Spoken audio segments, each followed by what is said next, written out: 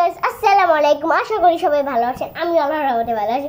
আজকে আম্মু সরিষা দিয়ে শাপলা ভাজি করে দেখাবো। প্রথমে তেল দিয়ে নেবেন, তারপর পেঁয়াজ কুচি দিয়ে দিবেন, তারপরে একটু নাড়িয়ে নেবেন। নাড়িয়ে নেওয়ার পর তারপরে চিংড়ি মাছ দিয়ে দিবেন। চিংড়ি মাছ দেওয়ার পর আপনি আবার নাড়িয়ে নেবেন।